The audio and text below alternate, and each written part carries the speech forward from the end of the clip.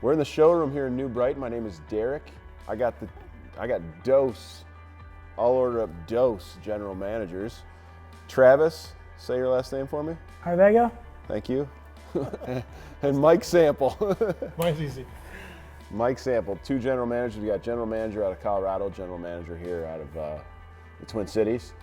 And what we're going to talk about today is something that's really important, and it's storm damage. Specifically, right after a storm, some of the things that could be very helpful as a homeowner, things that you should do, and then historic storm damage, where you think maybe you've had some storm damage, you're not exactly sure, it's been some time, what exactly do you do? So I'm gonna ask some questions, you guys are gonna answer the questions in any order, any way that you want, and even in Espanol if you'd like.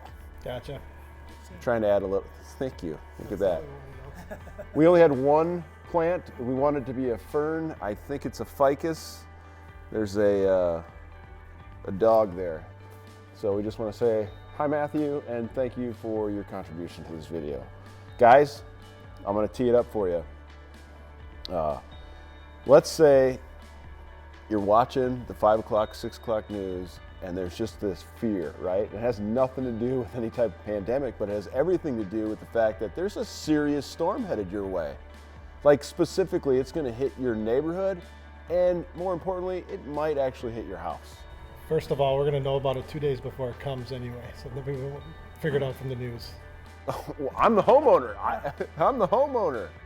The technology is crazy now. I mean, we can detect hail, usually even 72 hours out in advance. That we have the technology to be able to see as far as when the storm is going to hit, the areas it's going to hit, the size of the hail it's going to have in the areas. It's almost like a pre-mapping process of the technology that we use to be able to generate this stuff. But understand what you're saying, the average homeowner does not have access to this information. Okay, so house gets hit by hail. In that moment, I'm freaking out, right? It's the middle of the night. Let's say it's the middle of the night.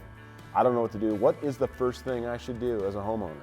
Well, I'll take it first. Is the first thing you want to do is you want to call the National Catastrophe line, not your agent. If you call the National Catastrophe line, that'll get you in line ahead of a lot of the other people who are going to be calling their agent. So try to have your 1-800 number ahead of time with your insurance company. Every insurance company has one, so I would definitely get that 1-800 number, and as soon as that happens, because we know we're probably going to get hit at some point, so try to get that number. When it does come through, call that number instead of calling your agent's probably going to be getting a bunch of calls.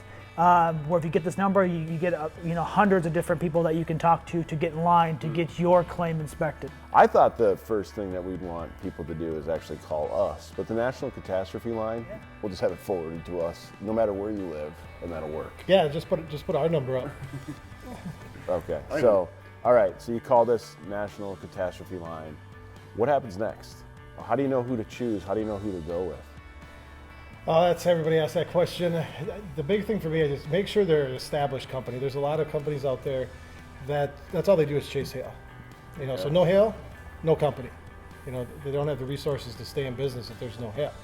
So make sure that company's established. They're open 12 months a year. They're year round. They do retail, not just hail damage or storm damage. And make sure they have employees. Okay, explain the difference to me between retail and insurance, just for people that are watching the video. Well, the hail damage or storm damage is caused by an event. Wind, hail, tree falling on the house, whatever. Where retail is, you just need a new roof. So you're just shopping for a new roof because you want a new roof? Yep. Or siding? Yep, the biggest difference on our end, what makes it, why there's so many storm chasers, is it's not that hard for me to talk you out of your insurance company's money. But it's harder for me to talk you out of the money you've been saving for 10 years. So that's why a lot of them don't do retail, they just do hail damage.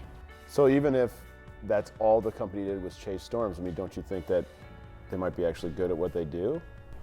There are a lot of good ones, but it's an easy entry business and there's a lot of bad ones. So you're saying that you could potentially risk being duped, for lack of a better phrase.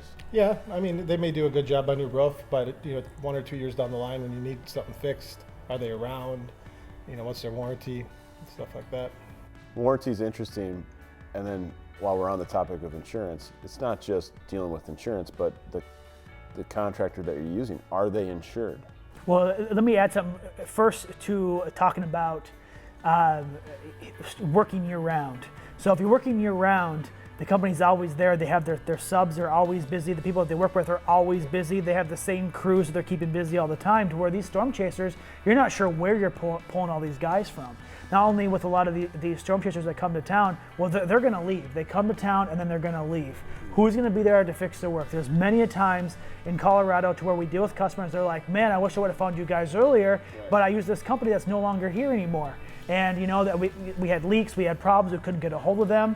And it may have just been where that company was closed for a couple months because they don't stay open for all 12 months of the year, or maybe they totally left town. That's why you just want to do your research to make sure that the company you're working with is open 12 months out of the year.